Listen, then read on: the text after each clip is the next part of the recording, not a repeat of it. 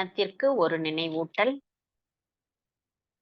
அருட்தந்தை வேதாத்ரி மகரிஷி அவர்கள் தனி மனிதன் அமைதி பெறுவதற்காக உடல் நலத்திற்கு உடற்பயிற்சி, உயிர் வளம் பெற காயகல்ப பயிற்சி, மனம் அமைதி பெற அகத்தவம் மற்றும் அகத்தாய்வு பயிற்சிகளை அளித்துள்ளார்கள். இத்தகைய சிறப்பான மனவளக்கலை என்னும் வாழ்க்கை கல்வியை உலக சமுதாய சேவா சங்கம் ஸ்கை யோகா இணைய வழியே 12 நாட்கள் அடிப்படை பயிற்சியாகவும், அதனைத் தொடர்ந்து 4 மாதங்கள் சான்றிதழ் கல்வியாகவும் நம் இல்லம் தேடி வந்து அளித்து வருகிறது. இந்த சிறப்பான செய்தியினை நமது உறவுகளிடமும் நண்பர்களிடமும் பகிர்ந்து, அனைவரும் உடல் நலத்துடன் ஆரோக்கியமாக அமைதியாக வாழ நம்மால் ஆன சிறு உதவியினை செய்வோம். மகரிஷியின் கனவாம் உலக அமைதிக்கு நம்மால் இயன்ற சிறு தொண்டினை செய்து குருவின் கனவினை நனவாக்குவோம். மேலும் விவரங்களுக்கு kundaliniyoga.edu.in இணையதளத்திற்கு செல்லவும். வாழ்க வளமுடன். தவத்தினை தொடர்ந்து உடல் சுத்தம் என்ற தலைப்பில் சிந்தனை விருந்து வழங்க பேராசிரியர் அருள்நிதி கலைச்செல்வி மாரிமுத்து அம்மா அவர்களை அன்புடன் அழைத்து அமர்கிறோம். வாழ்க வளமுடன் அம்மா. வாழ்க வளமுடன் அம்மா. வாழ்க வளமுடன். வாழ்க வளமுடன். இன்று நமக்கு மிக சிறப்பாக அருட்தந்தை அவர்களுடைய குரலில் பஞ்சபூத நவக்கிரக தவம் மற்றும் நிகழ்வு முழுவதையும் ஒருங்கிணைத்துக் கொண்டிருக்கும் பேராசிரியர் அருள்நிதி சத்யபிரியா பொய்யாமொழி அம்மா அவர்களை நாம் வாழ்த்துவோம். பேராசிரியர் அருள்நிதி சத்யபிரியா பொய்யாமொழி அம்மா அவர்களும் அவரது அன்பு குடும்பமும் அருட்பேராற்றல் கருணையினால் உடல் நலம், நீள ஆயுள், நிறை செல்வம், உயர் புகழ், மெய்ஞானம் ஓங்கி வாழ்க வளமுடன். வாழ்க வளமுடன். வாழ்க வையகம், வாழ்க வையகம், வாழ்க வளமுடன். குரு வாழ்க, குருவே துணை. ஆசான் அருட்தந்தை வேதாத்ரி மகரிஷி அவர்கள் நம்மோடு சுக்குமமாக நிறைந்து இன்றைய சிந்தனையினை சிறப்பித்து தர வேண்டி, இன்றைய சிந்தனையாக உடல் சுத்தம் அப்படிங்கிற தலைப்புல நாம கொஞ்சம் சிந்திக்கலாங்க. உடல், உயிர், மனம் இந்த மூன்றும் கொண்டவன் தான் மனிதன். இந்த மூணு இணக்கமாகவும் ஆரோக்கியமாகவும் இருப்பது ரொம்ப முக்கியம். முற்காலத்துல இயல்பாகவே நடந்த இந்த விஷயம் அவங்களுடைய தொழிலை பொறுத்து, மற்ற அவங்க என்னென்ன வேலை செய்யறாங்களோ அதையெல்லாம் பொறுத்து, அவங்களுடைய லைஃப் ஸ்டைலை பொறுத்து இயல்பாகவே நடந்தது. இந்த விஷயம் இப்ப பல வழிகள்லையும், உதாரணமா நம்ம புத்தகங்கள் மூலமா, சேனல்கள் மூலமா இப்படி எல்லாம் பார்த்து படிச்சு தெரிஞ்சு கொள்ள வேண்டிய சூழ்நிலையில இன்னைக்கு நாம இருக்கோம். இப்ப சுத்தம் அப்படிங்கிறது உடலை, மனதை, ஆன்மாவை எல்லாத்தையுமே தூய்மைப்படுத்துறது தான். முதல்ல நம்ம உடல் அப்படிங்கிற ஒன்றை பத்தி நாம பார்ப்போம். உடலை பத்தி நாம நிறைய தெரிஞ்சிருக்கோம். இருந்த போதிலும் கொஞ்சம் பார்த்துட்டு நம்ம உள்ள போலாம். இப்ப 6வது அறிவான சிந்தனை ஆற்றல் மனுஷனுக்கு வந்துருச்சு. இருந்தாலும் கூட அவன் உடம்புக்கு ஏதாவது உபாதை வரும்போதுதான் அந்த உடலை பத்தின எண்ணமே அவனுக்கு வருது. அப்ப அந்த உடல்ல ஏற்படக்கூடிய துன்பத்தை எப்படியாவது போக்கணும் அப்படின்னு அவன் நினைக்கிறான். அப்படி அவங்க நோய் இல்லாம வாழ்றதுக்கு தான் பல மகான்கள், திருமூலர், பதஞ்சலி, இந்த மாதிரி மகான்கள், பல சித்தர்கள், யோகிகள், இவங்கெல்லாம் நிறைய பாடல்கள் மூலமா நமக்கு விளக்கம் கொடுத்துருக்காங்க. ஒவ்வொரு மனுஷனும் பாத்தீங்கன்னா அவனுடைய உடம்பு அவனுடைய கையில 8 ஜான் அளவுக்கு தான் இருக்கும். அண்டமும் பிண்டமும் 5 பூதங்களாலும் ஆனதுதான் ஒவ்வொரு மனிதனுடைய உடலும். இந்த உடலுக்கு 9 வாசல்கள் இருக்கு அப்படின்னும் மகான்கள் சொல்லியிருக்காங்க. அதே போல உடம்பு 96 தத்துவங்கள் கூடி அமைஞ்சிருக்கு அப்படிங்கிறதையும் நம்மளுக்கு தெரியப்படுத்தி வச்சிருக்காங்க. இந்த உடம்போட உண்மையை நம்ம உணராம, உடம்பு மேல அக்கறை செலுத்தாம நோய்வாய்ப்பட்டு அதன் காரணமா நிறைய பிரச்சனைகள், நிறைய உடல்நல குறைவின் காரணமாக வரக்கூடிய பல துன்பங்களை அனுபவிக்கிறான். கடைசியில உயிரும் பிரியக்கூடிய அளவுல வருது. இதுல ஒரு லைட்டா அந்த 96 தத்துவங்கள் அப்படின்னா என்னன்னு நம்ம பார்த்துடலாம். ஏன்னா நம்ம உடலை பத்தி பார்க்கும்போது நம்ம எல்லாத்துலேயும் கொஞ்சம் தெளிவு இருக்கணும் இல்லையா? அதுக்காக இப்ப தச வாயுக்கள் 10ன்னு சொல்றாங்க. தச நாடிகள் 10ன்னு சொல்றாங்க. அது எல்லாமே சொன்னா நமக்கு டயம் ஆயிடும். அதனால அது போதும் அந்த அளவுல. அதே போல விகாரங்கள் 8 அப்படின்னு சொல்றாங்க. காமம், குரோதம், உலோபம், மோகம், மதம், மாச்சரியம், இடும்பை, அசூயைன்னு சொல்றாங்க. தாதுக்கள் 7. நம்ம காயகல்பத்துல பார்த்திருக்கோம் இல்லையா? அந்த 7 தாதுக்கள். ரசம், ரத்தம், தசை, கொழுப்பு, எலும்பு, மஜ்ஜை, சுக்கிலம் எல்லாம் சொல்றோம் இல்லையா? இது அடுத்து ஆதாரங்கள் 6ன்னு சொல்றாங்க. நம்ம சக்கராஸ் படிச்சிருக்கோம் இல்லையா? மூலாதாரம், சுவாதிஷ்டானம், மணிப்பூரகம், அநாகதம், விசுக்தி, ஆக்கினை, இதெல்லாமே நம்ம அகத்தாய்வுலாம் அட்டன் பண்ணவங்க இதுல இருந்தீங்கன்னா அவங்களுக்கு தெரிஞ்சிருக்கும். அடிப்படை கோர்ஸ்ல இருக்கிறவங்களுக்கு இது இனி அடுத்த வகுப்புகள்ல உங்களுக்கு சொல்லி தருவாங்க. அதே மாதிரி பஞ்ச கோஷங்கள்: அன்னமய கோஷம், மனோமய கோஷம், பிராணமய கோஷம், விஞ்ஞானமய கோஷம், ஆனந்தமய கோஷம்னு சொல்றோம். பஞ்ச அவஸ்தைகள்னு சொல்றாங்க. விழிப்பு, கனவு, மயக்கம், துரியம், துரியாதீதம் அப்படின்னு அவத்தைகள் அப்படின்னு சொல்றாங்க. பஞ்சதன் மாத்திரைகள் நமக்கு தெரியும்: ஸ்பரிசம், சுவை, வாசனை, ஒளி, ஓசை. பஞ்ச கர்மேந்திரியங்கள்: கை, கால், வாய், எருவாய், கருவாய். பஞ்ச ஞானேந்திரியங்கள்: மெய், வாய், கண், மூக்கு, செவி.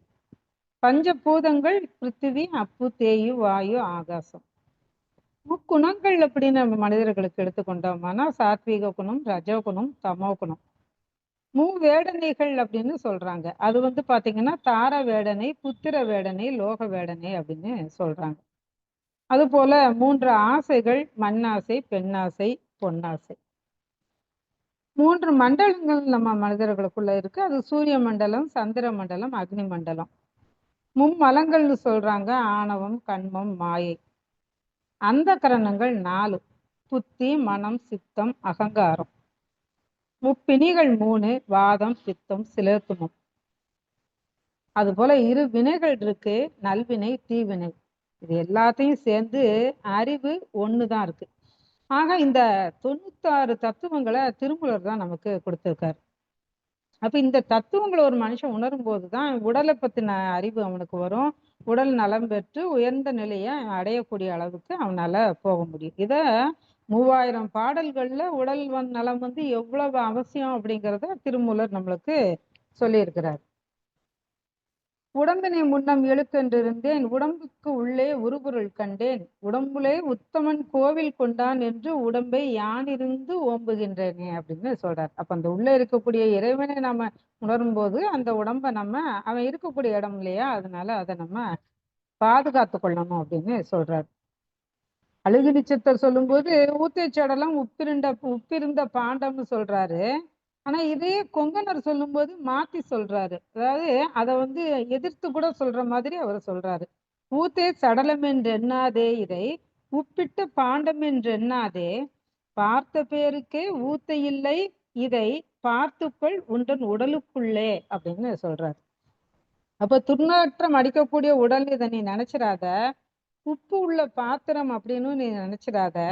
நம்மோட உடல் சக்தியானது அப்படிங்கிறத பார்த்தவங்க இந்த உடம்பு துர்நாற்றம் அற்றது அப்படிங்கிறத உணர்வாங்க அப்படின்னு இந்த பாட்டுல சொல்றாரு.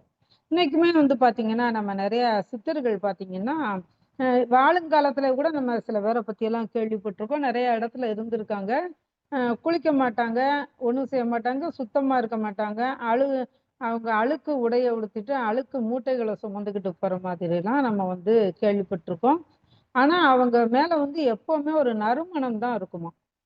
காரணம், நம்ம எடுத்துக்கொள்ளக்கூடிய உணவு மூலமாகவும் நாம எடுத்துக்கிடக்கூடிய உடம்ப உள்ள இருக்கக்கூடிய வாயுக்கள்லாம் கெடுத்து அதன் காரணமா தான் நம்ம மேல ஒரு துர்நாற்றம் வீசுதே தவிர அவங்களுக்கு அதெல்லாம் இல்லாததுனால அவங்க உடம்பு எப்பவுமே நல்ல ஒரு நறுமணத்தோட தான் இருக்கும். அப்படிப்பட்ட உடலை நாம புரிஞ்சு கொள்ளாததுனாலதான் நாம் அதை பல அவஸ்தைக்கு உள்ளாக்குறோம். நந்தவனத்தில் ஒரு ஆண்டி அவன் 4 மாதமாய் குயவனை வேண்டி கொண்டு வந்தான் ஒரு தோண்டி மெத்த கூத்தாடி கூத்தாடி போட்டுடை தாண்டி அப்படின்னு கடுவெளி சித்தர் இதைத்தான் சொல்றாரு. அப்ப அந்த உடலை பற்றி நாம முழுமையா தெரிஞ்சுக்கிடணும். அப்படி தெரிஞ்சு கொள்ளும் போதுதான் இப்படிப்பட்ட இந்த உடலை நாம எப்படி நம்ம வாழுங்காலத்தை சுத்தமாக வச்சுக்கிறது அப்படின்னு தெரிஞ்சுக்கிட முடியும். இப்ப கோவில் இருக்கு, கோவில்ல இறைவன் குடி இருக்கிறான். அப்ப அந்த கோவிலை நம்ம எவ்வளவு சுத்தமா வச்சுக்கிறோம்?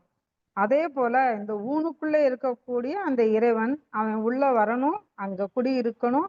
அதுக்கு இந்த உடம்ப நாம சுத்தமா வச்சுக்கிட வேண்டியது முக்கியம் இல்லையா? உடல் தூய்மையே மன தூய்மை. இதுதான் ஆன்மீகத்துக்கு அடிப்படையா இருக்கு. நம்ம கபீர்தாசர் கேள்விப்பட்டிருப்போம். வாரணாசியில பிறந்து அவர் ஒரு ஞானியா வாழ்ந்தவர். அப்ப இந்த கபீர்தாசர் வந்து ஒரு நாள் தன்னோட வீட்டு தாழ்வாரத்துல ஒரு தூண்ல ஒரு பன்னியை கட்டி வச்சிருந்தாராம். அவரோட தத்துவம்லாம் பேசுறதுக்கு தத்துவ விசாரம்னு சொல்லுவோம் இல்லையா, அதுக்கு நிறைய பெரியவங்க எல்லாம் வருவாங்களாம். அப்போ ஒரு வைதிக பெரியவர் தத்துவ விசாரம் பண்றதுக்காக வந்திருக்காரு. வீட்டோட முன்பக்கத்துல வர்ற இடத்துலயே அந்த பன்னியை கட்டி போட்டிருக்காரு அவரு. அதை பார்த்த உடனே அவருக்கு ஒரு ஒவ்வாமை வந்தது, கட்டுப்படுத்த முடியாத கோபமும் எரிச்சலும் வந்தது. அப்ப அவர் கபீர்தாசரை பார்த்து கேட்டாரு, நீர் ஒரு அழுக்கு நிறைந்த மனிதரையா, உமக்கு ஆச்சாரம் கிடையாது, சாஸ்திரமும் தெரியாது, மலத்தை உண்ணக்கூடிய அழுக்கு நிறைந்த பன்னியை வீட்டுல கட்டி வச்சிருக்கீங்க, நீரா ஞானி? நீர் ஞானி இல்லையா, நீ ஒரு மூடன் அப்படின்னு அந்த கோபத்துல அவர் வந்து நிறைய பேசுறாரு. அதுக்கு கபீர் சொல்றாரு, ஐயா ஆச்சாரியரே, தாங்கள் என்னை விட அழுக்கு நிறைந்த மூடர் நீங்க தான். நானும் பன்னிய வீட்டின் வெளியில உள்ள தூண்ல தான் கட்டி வச்சிருக்கேன். நீங்க அந்த பன்னிய மனதுக்குள்ள அல்லவா கட்டி வச்சிருக்கீங்க. தங்கள் மனதுல அழுக்கு நிறைந்த பன்னி இருப்பதை நீங்க ஏன் உணரல அப்படின்னு கேக்குறாரு. அப்போ அந்த மனம் தூய்மையானதுன்னா எல்லாத்தையுமே நம்மகிட்ட காணலாம். மன தூய்மை இல்லை அப்படின்னா ஆன்மீகத்துல வெற்றி கிடைக்கிறது இல்லை. அதுக்கு நம்ம என்ன செய்யணும்னா இடைவிடாத பயிற்சி செஞ்சுக்கிட்டே இருக்கணும். அப்போ சாமிஜி வந்து சொல்றாங்க, நிறைய இடங்கள்ல சாமிஜி உடல் சுத்தத்தை பத்தி எல்லாம் சொல்லியிருக்காங்க. அதாவது உடல்ல இருந்து கழிவாகி வெளியேறக்கூடிய எந்த பொருளுமே நம்ம உடல்ல தங்காம நம்ம பார்த்துக்கணும் அப்படின்னு சொல்றாங்க. காரணம் என்னன்னா, அவை உடனே கிருமியா மாறிடக்கூடிய வாய்ப்பு இருக்கு. ஒரு நாளைக்கு ஒரு முறையாகலும் வெந்நீரிலேயோ தண்ணீரிலேயோ குளிக்க வேண்டியது ரொம்ப அவசியம். அதே மாதிரி மலபந்தம், அஜீரணம் இதெல்லாம் ஏற்படாம பாதுகாக்கிறது உடல் நலத்தை பேணக்கூடிய வழியில ரொம்ப முக்கியமானது அப்படின்னு சொல்றாங்க. இதுக்கு தான் நிறைய பேதி மாத்திரை எல்லாம் எடுத்துக்கொள்ளக்கூடிய பழக்கம் நம்மகிட்ட இருக்கு. அடுத்து சாமிஜி சொல்ற விஷயங்களை நம்மளோட லைஃப் ஸ்டைலுக்கு நம்ம வந்து டெய்லி யூஸ் பண்ணணும், அதை கவனிக்கணும். என்ன சொல்றாங்க அப்படின்னா, எந்த காரணத்தை கொண்டும் பிறர் அணியக்கூடிய செருப்பு, உடுத்தும் துணி, படுக்கும் பாய் இவற்றை மற்றவங்க உபயோகிக்க கூடாது. தவிர்க்க முடியாத சமயத்துல பிறர் பாயின் மீது நம்ம படுக்க வேண்டிய சூழ்நிலை வந்தது அப்படின்னா ஒரு துணி அது மேல விரிச்சு நம்ம படுக்கிறது நல்லதுன்னு சொல்றாங்க. இன்னைக்கு நம்ம டிராவல்ஸ்ல எல்லாம் ஊருக்கு போறோம், ட்ரெயின்ல எல்லாம் வெளியில ஊருக்கு போறோம் அப்படின்னா பெர்த்ல படுத்தோம்னா எல்லாரும் படுக்கிறது தானே, நம்ம படுக்க வேண்டிய சூழ்நிலை இருக்கு. அப்ப என்ன செய்யணும், நம்ம அது மேல ஒரு துணியை விரிச்சு நம்ம படுத்துக்கணும் அப்படின்னு சொல்றாங்க. மக்கள் கூட்டமா கூடக்கூடிய இடங்கள்ல 3 அடிக்கு ஒருத்தருக்கு மேல நெருக்கி இருக்கக்கூடாது அப்படின்னு சாமிஜி சொல்றாங்க. மூச்சு விடும்போது அதுல இருந்து வெளிவரக்கூடிய சத்துக்கள் வந்து மிகவும் வேகமானதாம். இருவர் மூச்சும் ஒண்ணு சேரும்போது உடனே கிருமிகளாக மாறக்கூடிய தன்மையுடையன. அத்தகைய காலங்கள்ல கிருமி நாசினி புகையோ அல்லது சாம்பிராணி புகையோ இடைவிடாமல் பரப்பி கொண்டே இருக்கணும் அப்படின்னு சாமிஜி சொல்றாங்க. இப்ப நம்ம கொரோனால வந்து பாக்குறோம் இல்லையா, விதவிதமா பேர் வச்சு வந்தாலும் கூட அது கொரோனா தான். அப்ப அதனுடைய தன்மை என்னவா இருக்கு, நம்ம வந்து நெருக்கி இருக்க கூடாது, மாஸ்க் போட்டுக்கணும் அப்படின்னு நிறைய நமக்கு கட்டுப்பாடுகள் கொடுக்குறாங்க. இத சாமிஜி எப்பவோ சொல்லி வச்சுட்டாங்க பாருங்க. இன்னமும் நம்ம ஆழியார்ல கிளாஸுக்கு போனோம்னா தெரியும், காலையில அத்தனை 500 பேர் நம்ம கூடி உட்கார்ந்து கிளாஸ் எடுக்கிறோம் அப்படின்னா நம்ம கிளாஸ் ஆரம்பிக்க முன்னாடியே சாம்பிராணி புகையெல்லாம் போடுவாங்க. அப்ப முன்னாடி காலங்கள்ல வீட்லயும் இந்த மாதிரிலாம் நடந்துகிட்டு தான் இருந்தது. அப்ப அதை எல்லாமே நம்ம ஒரு பாதுகாப்பு ஏற்பாடா நம்ம பண்ணிக்கணும். அதே மாதிரி குளிக்கக்கூடிய முறை அப்படின்னு பார்த்தோம்னா, நிறைய பெரியவங்க சொல்லி வச்சதுதான் இது. குளிக்கும் போது வடக்க அல்லது கிழக்கு திசை நோக்கி நம்ம நின்று குளிக்கணுமா. ஏன்னா அக்னி வந்து நம்ம உடம்புல வந்து எப்பவும் மேல் நோக்கியே பயணிக்குமா. அதனால நம்ம உடலுக்குள்ள இருக்கக்கூடிய அக்னி கீழே இருந்து மேலே ஏறுறது தான் கரெக்டான முறை அப்படின்னு சொல்றாங்க. அதனால தண்ணியை வந்து கான்ல இருந்து மேல் நோக்கி நம்ம நினைச்சுக்கிட்டே வந்து கடைசியில தலையில ஊத்திக்கணும் அப்படின்னு சொல்றாங்க. இதுக்குத்தான் சாமிஜி கூட அந்த அவங்க மனைவி கூட சினம் தவிர்த்தல் பயிற்சியில நமக்கு சொல்லுவாங்க இல்லையா, குளிரும் போது கால்ல இருந்து தண்ணி ஊத்திக்கிட்டே வருவாங்க அப்படின்னு. சாமிஜிக்கு எல்லாமே தெரியும், அதனால அவங்க அந்த மாதிரி பண்ணியிருக்காங்க. இன்னைக்கும் நம்ம ஆறுகள்ல குளிக்க போனோம், நீர்நிலைகள்ல குளிக்க போனோம் அப்படின்னா கால்ல இருந்து தான் நமக்கு நனைஞ்சுக்கிட்டே வரும். ஆனா நம்ம வீட்டில் குளிக்கும்போது அந்த ஒரு தப்பு செய்கிறோம், எடுத்த உடனே நம்ம மேலே தூக்கி ஊற்றிக்கிறோம். அப்போ இந்த மாதிரியான சில விஷயங்களை நம்ம குளிக்கும்போது கவனிக்கணும். அதே மாதிரி குளிக்கக்கூடிய தண்ணியில துண்டை நல்லா நனைச்சிட்டு புழிஞ்சிட்டு அப்புறம் துவட்டணும் அப்படின்னு சொல்றாங்க. ரொம்ப உலர்ந்த துணியா இருந்ததுன்னா உள் சூட்டை ரொம்ப வேகமா பரவ செய்து நமக்கு பலவிதமான உடல் வலி வரும் அப்படின்னு சொல்றாங்க. அதே மாதிரி நம்ம குளிக்கும்போது வாயில நிறைய தண்ணி ஊற்றி வச்சுட்டு அதுக்கப்புறம் நம்ம குளிச்சுட்டு அந்த தண்ணீரை துப்பணும். இன்னைக்கும் சில டயட் முறைகள் சொல்றவங்க எல்லாம் இந்த விஷயத்த சொல்றாங்க. குளிச்சு நம்ம உடல்லாம் துவட்டிட்டு காய்ந்த உடுப்பை போட்டதுக்கு அப்புறம் தான் இந்த வாயில உள்ள தண்ணியை துப்ப சொல்றாங்க. ஏன்னா கழுத்துக்கு மேல வரக்கூடிய நீர் சம்பந்தமான கட்டுகள் நோய்கள் எல்லாம் இதுல தவிர்க்கலாம் அப்படின்னு சொல்றாங்க. நீருக்கு ஒரு மிக சிறந்த தன்மை என்ன இருக்கு அப்படின்னா, நம்ம வந்து இப்போ முன்னாடி நாங்க சின்ன பிள்ளையா இருக்கும் போதெல்லாம் சின்ன வயசுலாம் பெரிய பெரிய கிணறுகள்ல குளிப்போம். கீழே தண்ணி இருக்கும், கிணறு ரொம்ப உயரமா இருக்கும், கீழே தண்ணியும் பார்த்தீங்கன்னா ரொம்ப ஆழமா இருக்கும், பெரிய பெரிய கிணறா இருக்கும். அப்ப அந்த கிணறுல நாங்க என்ன செய்வோம், மேல இருந்து உள்ள குதிப்போம். அப்படி குதிக்கும்போது நம்ம 2 கையும் நேரா வச்சுக்கிட்டு தண்ணிக்குள்ள போனோம்னா, அந்த கிணத்தினுடைய தண்ணியினுடைய அடி ஆழம் வரைக்கும் நம்ம போயிட்டு, அதே ஃபோர்ஸ்ல நம்மள திருப்பி மேல தூக்கி கொண்டு வந்து குடுக்கும். அப்ப நம்ம தண்ணிக்கு மேல வந்துருவோம். அந்த அளவுக்கு வந்து நீருக்கு ஒரு நல்ல ஒரு பவர் இருக்கு. அப்ப அந்த கிணறுகள்ல குளிச்சவங்களுக்கு தான் அது தெரியும். இப்ப குளித்தல் அப்படின்னாலே குளிர்வித்தல் அப்படின்னு தான் பேரு. சரி, இப்படி குளிக்கக்கூடிய நீர் எப்படி இருக்கலாம் அப்படின்னு பார்த்தோம்னா, குளிர்ச்சியா இருக்கணுமா அல்லது சூடா இருக்கணுமா அப்படின்னு பார்க்கலாம். இப்ப நாம இருக்கக்கூடிய இடம் மற்றும் நம்மளுடைய உடல் தன்மை இதை சார்ந்ததுதான் அது அப்படின்னு பெரியவங்க சொல்றாங்க. பொதுவாகவே குளிக்கக்கூடிய நீர் அதிக அளவு குளிர்ச்சியாகவோ அதிக அளவு சூடாகவோ இருக்கக்கூடாது. அளவுக்கு மிஞ்சினால் அமிர்தமும் நஞ்சுன்னு சொல்றாங்க இல்லையா? அப்போ பனி அதிகமா இருக்கு, வெப்பநிலை ரொம்ப ரொம்ப குறைவா இருக்கு, -டிகிரிலலாம் போகுது அப்படின்னா அந்த இடங்களை நம்ம குளிர்ந்த நீரை எடுத்துக்குவோமா? அங்க நமக்கு தினம் குளிக்கணும் அப்படின்னு கூட தோணாது. அதே இது அதிக வெப்பநிலை உள்ள இடங்கள்ல சூடான தண்ணியை நம்ம பயன்படுத்துறது இல்ல. அடிக்கடி குளிக்கணும் அப்படிங்கிற எண்ணம் தான் நம்மளுக்கு வரும். ஏன்னா உடலே அங்க சொல்லும் தன்னுடைய தேவை என்ன அப்படிங்கிறத. அதனால இடத்தை பொறுத்தது அது. அதிக குளிர்ச்சி, நரம்பு தளர்ச்சி, முகவாதம் மாதிரி நோய்கள்லாம் வர்றதுக்கு வாய்ப்பு இருக்கு. அதே நேரம் உடல் வலி, மூட்டு வலி இந்த மாதிரியான தொல்லைகள் இருக்கிறவங்களுக்கு வந்து சுடு தண்ணீர் வந்து தாங்கக்கூடிய அளவு சூட்டுல குளிக்கிறது நல்லது அப்படின்னு சொல்றாங்க. சரி, எங்க குளிக்கலாம் அப்படின்னா, ஆற்று நீர் வாதம் போக்கும், அருவி நீர் பித்தம் போக்கும் அப்படின்னு சொல்லி வச்சிருக்காங்க. அப்ப ஆற்று நீர் வாதம் போக்கும்னா அது நிறைய மினரல்ஸை கொண்டு விட்டு ஓடி வருது, பாறை இடுக்குகள் எல்லாம் உள்ள போய் போய் வருது, அங்க இருக்கக்கூடிய எல்லா சத்துக்கள் பொருட்களையும் அது எடுத்துக்கிட்டு வருது. அதனால அதுல நம்ம குளிக்கும்போது நமக்கு வாதம் வந்து போயிரும் அப்படின்னு சொல்றாங்க. அருவி நீர் பித்தம் போக்கும் அப்படின்னு சொல்றாங்க. அருவி நீர் வந்து எங்கேயோ மேலே எல்லாம் பல இடங்கள்ல ஓடிட்டு வந்து மேலே இருந்து கீழே விழுகுது.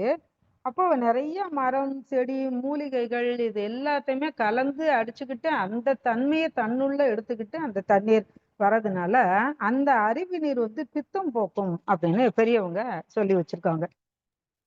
கடல் நீர் பார்த்தீங்கன்னா ரொம்ப அதை விட உத்தமம். கடல் நீர்ல வந்து அயோடின், பொட்டாசியம், மக்னீசியம் இது மாதிரி நிறைய பொருட்கள் இருக்கு அப்படின்னு சொல்றாங்க.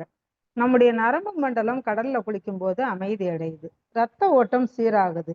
நமக்கு ஸ்கின் டிசீஸ் அதாவது தோல் நோய் இருந்ததுன்னு வச்சுக்கோங்களேன், அது வந்து நம்ம கடல் நீர்ல குளிக்கும் போது சரியாயிடுது. கண்ணு வலியோட நம்ம கடல்ல போய் குளிச்சோம்னு வச்சுக்கோங்களேன், கண் வலி கூட அதுல வந்து போயிடும். இதுக்காக தான் வீட்டில் கூட கண் வலி வரும்போது கொஞ்சம் உப்பு கலந்த தண்ணீர் எடுத்து கண்ணில் வைக்க சொல்லி சொல்லுவாங்க. அது போல பல அலர்ஜியும் அதுல இருந்து விலகும். நம்மளுடைய எப்பவுமே நம்மளோட இருக்கக்கூடிய சில நெகட்டிவ் தாட்ஸ் இருக்கு இல்லையா, எதிர்மறை எண்ணங்கள், அதுவும் வந்து கடல் குளியல்ல போகும். இப்படி பல நன்மைகள் வந்து இருக்கு. இதுல மழை குளியல்னு ஒண்ணு இருக்கு. மழையில போய் குளிக்கிறது நிறைய பேத்துக்கு பிடிக்கும். ஆனா பெய்ய ஆரம்பிச்ச உடனே கொஞ்சம் அந்த தண்ணியை விட்டுறணும், ஏன்னா கழிவுகளோட வரும். அதுக்கப்புறம் நம்ம நிறைய மேல இருந்து வரக்கூடிய சில அஹ், காற்றுகள் எல்லாம் இருக்குது இல்லையா, அது கலந்து வர்றதுனால நம்ம கொஞ்சம் தூசிகள் அதை விட்டுட்டு அப்புறம் குளிக்கலாம் அப்படின்னு சொல்றாங்க. இப்படி இந்த நீருக்கெல்லாம் பல நன்மைகள் இருக்கிறதால தான் ஆறு, குளம், கடல், அருவி அப்படின்னு குளிக்கிறத ஒரு விசேஷமாவே முற்காலத்துல பெரியவங்க வச்சிருக்காங்க. அடிக்கடி இப்படி குளிக்கிறதுக்கு வாய்ப்புகளும் நமக்கு ஏற்படுத்தி கொடுத்தாங்க. அதே மாதிரி நம்முடைய ஆறா வந்து தூய்மை அடையும் அப்படின்னும் சொல்றாங்க. உடல் சுத்தப்படுத்துறதுக்காக நாம குளிக்கக்கூடிய இந்த குளியல் அப்படிங்கிறது நம்ம பார்க்கக்கூடிய உடலை மட்டும் சுத்தம் பண்ணக்கூடியதா இருக்கக்கூடாது. நம்ம வெறும் உடல் சுத்தம் மட்டும் இல்லாம உள்ளே இருக்கக்கூடிய ஆன்மாவையும் நம்ம சுத்தமா வச்சுக்கணும். சக்கரங்களும் நம்மளுக்கு சுத்தமா இருக்கணும் அப்படின்னு சொல்லப்படுது. இதனால்தான் நிறைய நதிகள்ல புண்ணிய நதிகள்ல நீராடுறத முன்னோர்கள் ஏற்படுத்தினாங்க. இப்ப நதிகள், விருட்சங்கள், மலைகள் இவற்றெல்லாம் இறைவனை பார்த்தாங்க நம்ம முன்னோர்கள். பல நதிகள் இருந்தும் சில நதிகளுக்கு மட்டும் சில சிறப்பான தூய்மையும் தெய்வீக சக்தியும் இருக்கு இல்லையா? அதனாலதான் அந்த கங்கை, யமுனை, காவேரி, நர்மதை, பிரம்மபுத்திரா, கோதாவரி, துங்கபத்ரா, கிருஷ்ணா இந்த மாதிரி பல நதிகள் அதனுடைய புனித தன்மையை நம்ம அதுல குளிக்கிறதுக்காக பெரியோர்கள் நம்மளை வற்புறுத்திருக்காங்க. இது வந்து உடலை தூய்மையாக்குறதோட உள்ளத்திலையும் ஆன்மீகம்ங்கிற விதைய மிகப்பெரிய விருட்சமா வளர்க்கக்கூடிய தன்மை உடையதா இருக்கு. அப்ப அந்த புண்ணிய நதிகள்ல நாம நீராடும் போது அது நமக்கு பல வகையில உதவியா இருக்கு. அதனாலதான் அமாவாசை, பௌர்ணமி இந்த மாதிரி ஒரு சில முக்கியமான நாட்கள்ல எல்லாமே புண்ணிய நதிகள்ல நீராடக்கூடிய பழக்கத்தையும் நமக்கு முன்னோர்கள் ஏற்படுத்தி வச்சிருக்காங்க. ஒரு சிவன், பார்வதி 2 பேரும் இருந்தாங்களாம். அப்ப வந்து கங்கையில நிறைய பேர் குளிக்கிறத பார்த்து பார்வதி கேட்டாங்களாம், கங்கையில குளிச்சா பாவம் போயிடும்னு சொல்லுவாங்களே, இவங்க எல்லாத்துக்குமே பாவம் தீர்ந்துருச்சா? அப்ப பாவம் போயிருச்சுன்னா எல்லாருமே கைலாயத்துக்கு வந்துருவாங்களா? கூட்டமாயிருமே அப்படின்னு கேக்குறாங்க. அப்போ சிவன் வந்து ஒரு ரகசியம் சொல்றாரு. அப்ப 2 பேரும் என்ன செய்யறாங்க, கங்கைக்கு வந்துடுறாங்க. அவர் வயதான ஆண் மாதிரி மாறி தண்ணியில முழுகுறாரு. அந்த அம்மா வந்து பாட்டியா வந்து உட்கார்ந்துட்டு என் கணவரை காப்பாத்துங்க காப்பாத்துங்கன்னு கத்துது. அப்ப எல்லாரும் வந்து காப்பாத்துறதுக்காக நிறைய பேர் வர்றாங்க. அப்ப அவரை தொடாதீங்க, தொட்டா பாவம் செஞ்சவங்க யாருமே தொடாதீங்க, நல்லவங்க மட்டும் தொடுங்க. பாவிகள் தொட்டீங்கன்னா அவரும் செத்துருவாரு, நீங்களும் செத்துருவீங்க, கடைசியில அவர் இல்லாம நானும் செத்துடுவேன் அப்படின்னு அந்த அம்மா சொல்லுது. அப்போ பாவமே இல்லாதவங்க யாருப்பா, நாமளும் சேர்ந்து சாகவா, வேண்டான்ட்டு எல்லாரும் பின்வாங்கிடுறாங்க. திடீர்னு ஒரு இளைஞன் வந்து உள்ள குதிச்சு காப்பாத்திடுறான். ஒண்ணுமே ஆகல அவனுக்கு. அப்ப நீ பாவமே செய்யலையான்னு எல்லாரும் கேக்குறாங்க. ஏன், நான் நிறைய செஞ்சிருக்கேன் அப்படிங்கிறான். அப்ப ஏன் சாகலைன்னு கேக்குறாங்க. நான் பாவிதான், அந்த பாட்டி அழுதுச்சு, மனசு கேட்காம குதிக்க போயிட்டேன். கங்கையில இறங்குனா பாவம் போயிடும், நீங்க நிறைய பேர் பேசுனீங்க இல்லையா, அதனால இறங்கிட்டேன், என்னோட பாவமும் போயிருச்சு அப்படின்னு சொன்னான். அப்பதான் சிவன் வந்து பார்வதிட்டு சொல்றாங்களாம், பார்த்து நம்பிக்கை தான் இதுக்கு வந்து முக்கியம் அப்படின்னு. இப்போ அதான் திருநாவுக்கரசர் சொல்றாரு, கங்கை ஆடில் என், காவிரி ஆடில் என் அப்படின்னு. அப்ப நம்முடைய ஆன்ம தூய்மை தான் அங்க முக்கியம். உடலை நாம சுத்தமாக வைத்துக் கொள்ளணும், அதன் மூலமா நம்முடைய ஆன்மாவையும் நம்ம தூய்மையா வைத்துக் கொள்ளக்கூடிய பல தவ முறைகள் எல்லாத்தையுமே சேர்ந்து நம்ம எடுத்துக்கணும். அப்படி எடுத்துக்கொள்ளும் போது நம்ம சிறப்பாக வாழ முடியும் என்று சொல்லி இத்துடன் இந்த சிந்தனையை நிறைவு செய்து கொள்கிறேன். வாழ்க வளம். வாழ்க வளமுடன் அம்மா. மிக சிறப்பான சிந்தனை உரைங்கம்மா. உடல் சுத்தம் என்ற தலைப்பில் ஒரு ஆழ்ந்த சிறப்பான தெளிவான சிந்தனை உரையை வழங்கிய அம்மா அவர்களை வாழ்த்தி மகிழ்வோம். பேராசிரியர் அருள்நிதி கலைச்செல்வி மாரிமுத்து அம்மா அவர்கள், அவர் தம் அன்பு குடும்பமும் அருட்பேராற்றல் கருணையினால் உடல் நலம், நீலாயுள், நிறை செல்வம், உயர் புகழ், மெய்ஞானம் ஓங்கி வாழ்க வளமுடன்.